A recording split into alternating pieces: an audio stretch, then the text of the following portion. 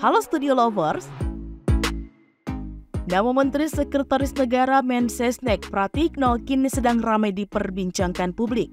Bukan karena kinerjanya sebagai Mensesnek, melainkan sebutannya sebagai aktor di balik pencalonan Wali Kota Solo Gibran Rakabuming sebagai calon wakil presiden. Hal ini mulai terkuak melalui sosial media. Nama Pratikno Mensesnek menjadi lekat di telinga para awak media. Pratikno disebut oleh banyak jurnalis sebagai aktor penting di balik majunya Mas Wali Gibran. Siapakah Pratikno? Kenapa Pratikno bisa begitu kuat? Kenapa dia bisa melakukan manuver politik dengan misi besar? Nah, itulah segelintir pertanyaan dari beragam awak media. Banyak warganet yang mengaitkan sosok Pratikno sebagai orang kepercayaan Presiden Jokowi yang sudah menjabat sebagai Mensesnek dalam 2 periode ini. Meskipun begitu, belum ada fakta yang menjelaskan alasan mengapa Pratikno disebut aktor di balik pencalonan Gibran. Kiprah Pratikno pun kini juga ikut menjadi perhatian. Lalu seperti apakah rekam jejak seorang Pratikno? Mari kita singkap melalui video berikut ini. Tapi seperti biasa, jangan lupa untuk menekan tombol subscribe dan aktifkan juga lonceng notifikasinya agar kamu tidak ketinggalan info terbaru dari Studio Langit.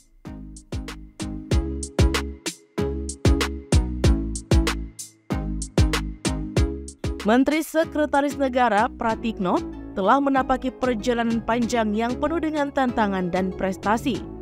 Sebagai sosok yang menjadi tangan kanan Presiden Joko Widodo dalam 2 periode kepemimpinannya, Pratikno telah membuktikan kapabilitasnya yang sungguh luar biasa. Nah, namun di balik kesuksesannya terdapat juga berbagai kontroversi yang menyertainya. Siapakah sebenarnya Pratikno? Penasaran bukan? Latar belakang dan pendidikan. Profesor Dr. Pratikno M. Social Science lahir di Bojonegoro pada tanggal 13 Februari 1962.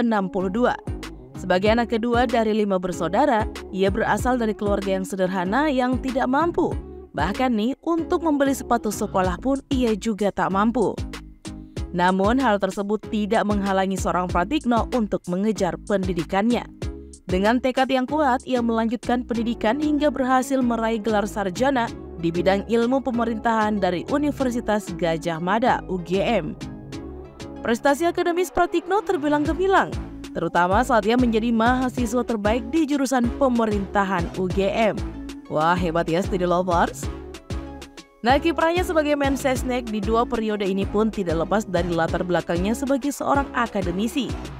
Jauh sebelum menjabat sebagai Mensesnek, Pratikno pun memulai karirnya sebagai seorang dosen.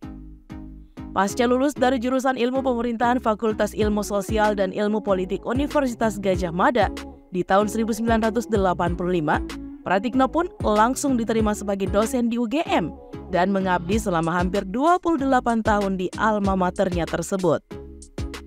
Pratikno juga berhasil menyelesaikan pendidikan magisternya di Birmingham University, Inggris pada tahun 1990 dan pendidikan doktornya dari Flinders University, Australia pada tahun 1997.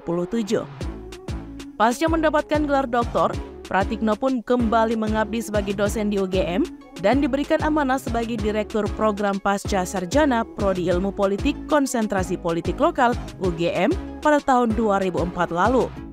Selain bergerak di dunia akademisi, Pratikno pun juga sempat mendirikan LSM, Asosiasi untuk Demokrasi dan Kesejahteraan Sosial atau ADEMOS pada tahun 2005 sebagai wadah pembelajaran bagi generasi muda petani di kampung halamannya, Bojonegoro, Jawa Tengah.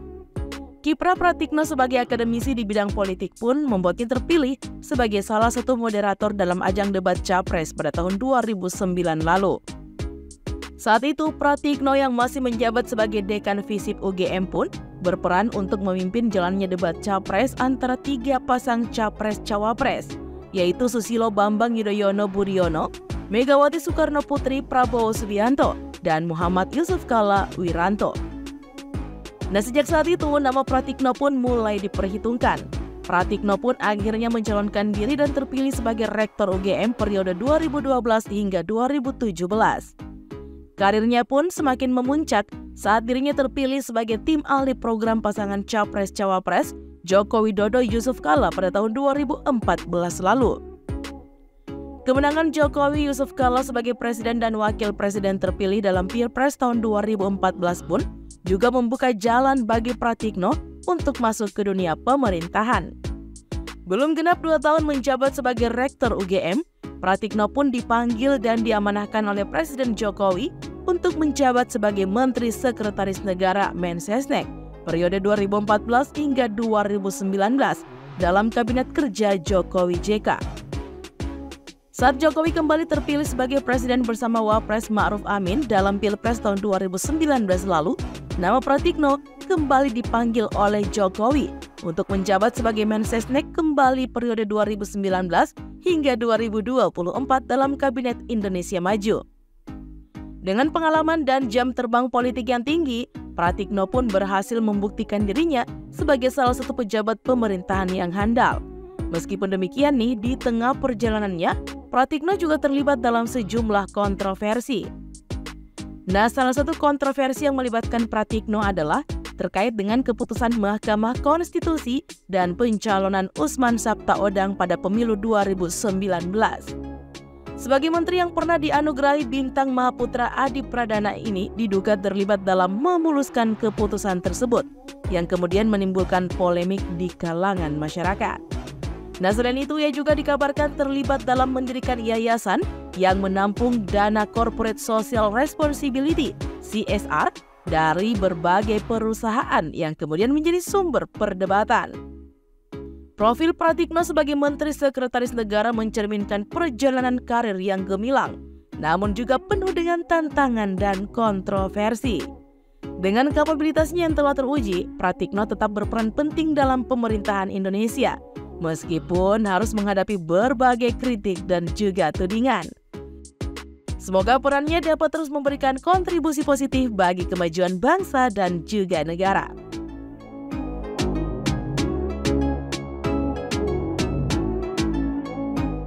Nah, begitulah sekilas rekam jejak sosok Pratikno, Menteri Sekretaris Negara kita, Studio Lovers. Nah, jika ada hal yang kalian tahu nih tentang beliau, boleh ya kalian tambahkan di kolom komentar.